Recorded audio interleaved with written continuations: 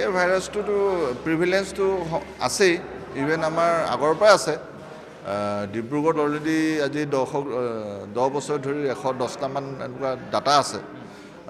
কিন্তু মানে কি এতিয়ালৈকে এই ভাইৰাছটোৰ ইম্পৰ্টেঞ্চ ইমান আমি দিয়া নাছিলোঁ, কাৰণ এতিয়ালৈকে দেখা গৈছে এই ভাইৰাছটোৰ মানে কমন চিনচিয়েলি ৰেছপিৰেটৰী ভাইৰাছৰ নিচিনাই জ্বৰ চৰ্দি হয়, উশাহ নিশাহ দিগদাৰ হ'ব পাৰে, কেছ ফেটেলি বা ডেঞ্জাৰাছটো ইমান দেখা নাই। কিন্তু ক'ভিডৰ পাছত যি মানে ভাইৰাছবোৰৰ জিন মিউটেশ্যন হ'ব পাৰে, সেইখিনি অবজাৰ্ভ কৰি থোৱা গৈছে যে কেনেবাকৈ হয় নেকি, সেইটো খুব মানে মাইনৰলি গোটেই দেশতে অবজাৰ্ভ কৰি থোৱা গৈছে। কিন্তু এতিয়ালৈকে কোনো ডেঞ্জাৰ আমি চাইন পোৱা নাই, ইউজুৱেল মানে ৰেছপিৰেটৰী ভাইৰাছৰ নিচিনাই। বাচ্চাটো এতিয়া ভাল পাইছে, ডিব্ৰুগড়ত খবৰ পাইছে, ডিব্ৰুগড়ত আইচলেশ্যনত আছে। গতিকে ৰাইজে আতংকিত হ'ব নালাগে, চাফ চিকুণে থাকিব। জ্বৰ চৰ্দি হ'লে অন্ততঃ মাস্ক ইউজ কৰিব, আমাক ক'ভিডে শিকাইছে, অন্ততঃ তেতিয়া বেলেগলৈ স্প্ৰেডটো কমি হ'ব, ভাইৰেল যিটো ৰেছপিৰেটৰী ফিভাৰ বাৰ্ডেনটো কমি আহিব।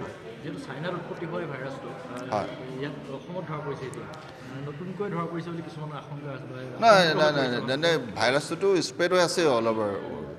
ক'ৰ পৰা উৎপত্তি একজেক্ট কোৱাটো মুস্কিল, তথাপি চাইনাকে কোৱা হয়, কাৰণ মেক্সিমাম তাৰ পৰা হয়। 2001ৰ পৰা অসমত দুই এটা মাজে মাজে ওলাই থাকে। গতিকে এইটো জাৰ্ণি কৰিবই লাগে এনেকুৱা কথা নাই, আছেই যেতিয়া ওলাবই টেষ্ট কৰিলে। কিন্তু লক্ষণীয় কথা যে এই ভাইৰাছটোৰ দ্বাৰা আতংকিত হ'বলগীয়া একো নাই, কাৰণ সেইটো সাধাৰণ ভাইৰেল ৰেছপিৰেটৰী ভাইৰাছৰ নিচিনাই লক্ষণবোৰ দেখাই দিয়ে, বা ছেভিৰিটি বহুত কম।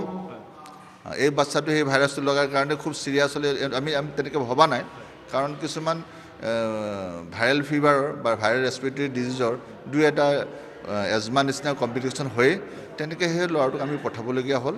আৰু ট্ৰেভেল হিষ্ট্ৰী তেনেকৈ আমি পোৱা নাই।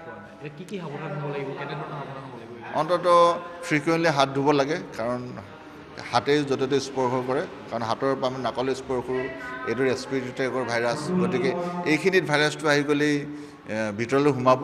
গতিকে হাতেৰে বেছি সময় টাচ কৰা হয়, হাতখন ফ্ৰিকুৱেণ্টলি ধুই থাকিব লাগে। আৰু ওৱান্স যদি জ্বৰ চৰ্দি হয়, মাস্ক জৰুৰ ইউজ কৰিব, কাৰণ নহ'লে এজনৰ যদি হয় গোটেই ঘৰখনেই হ'ব, সেই ঘৰখনৰ সমাজৰ হ'ব, ওলাই গ'লে যাৰ যাব হ'ব। গতিকে মাস্ক ইউজ কৰি থাকিব লাগে, যাতে এই ভাইৰাছটো হাঁচি কাহত বেলেগৰ তালৈ বিয়পি নপৰে।